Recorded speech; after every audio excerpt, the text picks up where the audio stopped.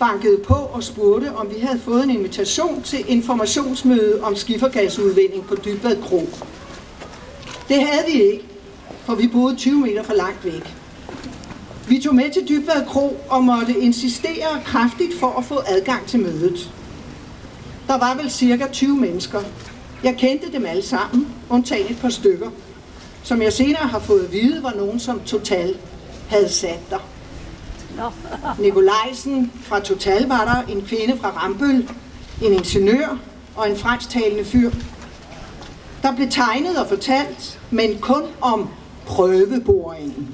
Vi blev forbudt at stille spørgsmål om selve frackingen.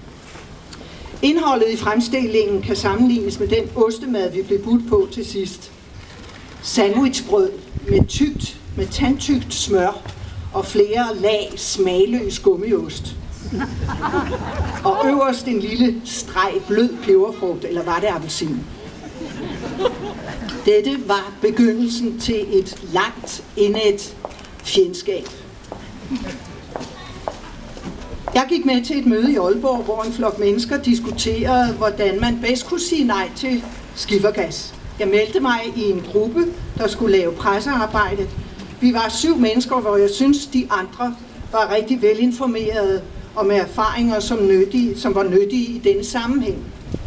Men det var op ad bakke. Medierne ville ikke have med det at gøre, slet ikke de lokale. Det var som om, der var en stiltiende aftale om at tie det her igennem. Vi fik samlet 6.000 underskrifter imod det, hvilket faktisk er mange heroppe. Nogle af de skrappe folk opdagede, at Frederikshavns Kommunes byråd havde indvilliget i at gennemføre en prøveboring uden den grundige VVM-undersøgelse. De råbte vagt i gevær, og da der var byrådsmøde og afstemning om sagen, var der flertal for en VVM-undersøgelse. Det var en sejr, og det var mere tid til oplysning og information. Nu har der så været en VVM, og der er blevet sagt god for prøveboringen. Noget af det værste i hele den her sag er den måde, man har brugt VVM-undersøgelsen på. Sådan en undersøgelse burde omfatte hele projektet fra start til slut. Her har man fra første dag insisteret på, både fra Total og myndighedernes side, at det kun handler om prøveboringen.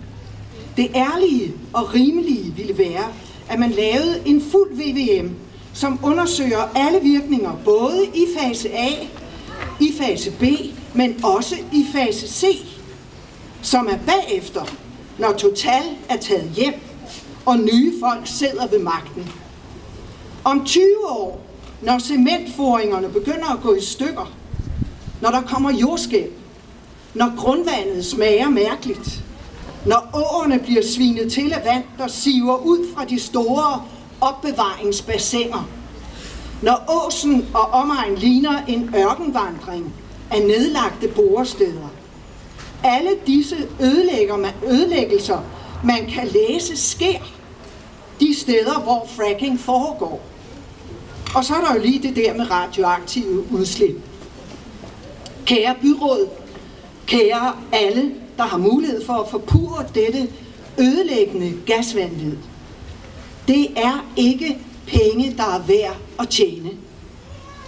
Kun Total kan tage herfra med et smørret grin om munden.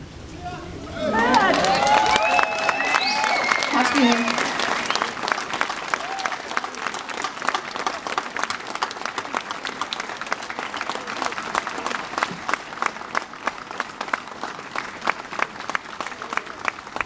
Tak, Ulla.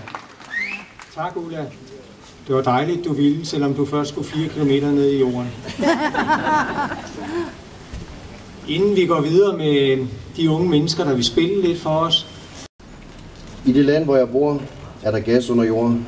Der er folk, der vil finde skifergas og udvinde. De tænker ej på miljø, eller hvem der vil dø. Jeg holder mit Danmark så kær. Er det virkelig kun mammerne værd? I forgifter det vand, vi skal drikke. Det gør ondt, og jeg fatter det ikke. Hælde gift i vort grundvand er I tabt bag en vognmand. Kom nu Danmark, stå sammen og sig, det her, det er idioti. Hvorfor skal gassen sive, når den sagtens skal blive? Vi har set andre lande, hvad der sker. Hvorfor skal det så afprøves her? Vi skulle lære af de landes fejl, men demokratiet er blevet en snegl. Den gemmer sig fejt bag ved ord, for måske penge under et bord. Tag dog ansvar og lær os ifra. Til totalt, det er det vi vil have. Vi vil ikke finde os i et ja, hvis skifergas splitter vores land af. Vi vil have vores land og vort rene drikkevand, så den boring går ud over vores forstand. Så kom Danmark og tag nu din tørn. Jeg kæmper for grundvand og for vores børn. Det er nu, vi skal vise, at nej blev der sagt. Så stå sammen i Danmark og vis vores magt. Tak.